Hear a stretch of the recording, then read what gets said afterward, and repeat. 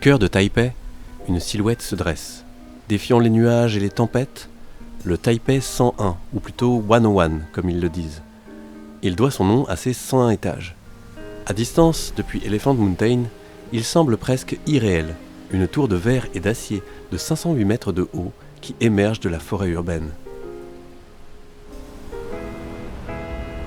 Mais à mesure qu'on s'en rapproche, sa grandeur devient palpable. Le Taipei 101 est bien plus qu'un gratte-ciel.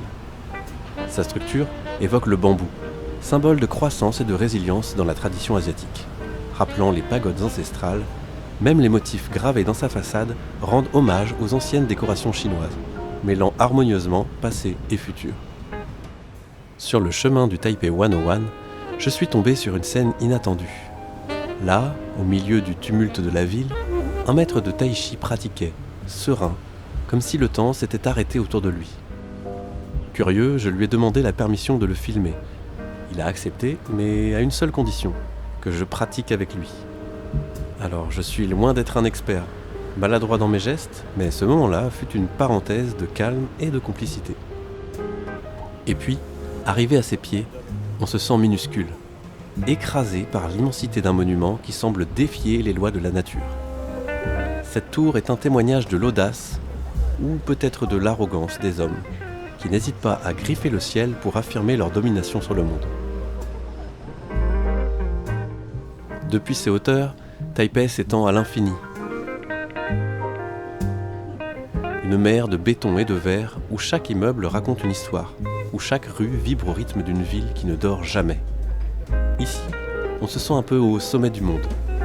Mais même à cette hauteur, le Taipei 101 continue de marquer son territoire. Son ombre s'étend, massive, comme un rappel constant de son emprise sur la ville. Et pourtant, à l'horizon, la nature veille toujours. Elephant Mountain se dresse, paisible, rappelant que malgré la grandeur de nos créations, la nature reste éternelle. Sur le dernier balcon, le regard se perd à nouveau vers le sommet. Même ici, à cette altitude, la tour continue de s'élever, défiant le ciel. Mais en contemplant ce vertige d'acier, une sensation étrange m'envahit. Pas seulement l'admiration, mais une légère instabilité, un malaise presque imperceptible. C'est là que j'ai compris que la tour était vivante, elle danse avec le vent. Au cœur de cette structure, un colosse silencieux absorbe ses forces invisibles. Une boule d'acier de 660 tonnes est suspendue du 91e jusqu'au 87e étage de la tour et sert d'amortisseur harmonique. Le contrepoids gigantesque danse lentement avec une amplitude pouvant atteindre 1,5 m, maintenant l'équilibre. Grâce à lui, la tour peut absorber 30 à 40% des mouvements provoqués par les vents violents des typhons ou même par un tremblement de terre. En la voyant bouger sous la pression invisible du vent, on comprend la puissance des forces auxquelles il fait face. Pourtant, ce mouvement n'est pas chaotique. Il est calculé, précis, un véritable ballet d'acier.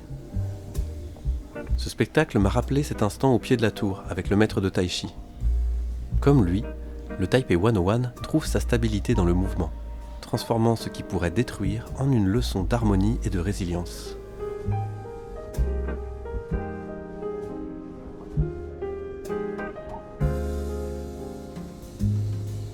Plus tard, en l'apercevant à l'horizon, encadré par les arbres tandis que je gravis Elephant Mountain, une pensée me traverse. La grandeur peut être fragile, mais l'équilibre naît du mouvement.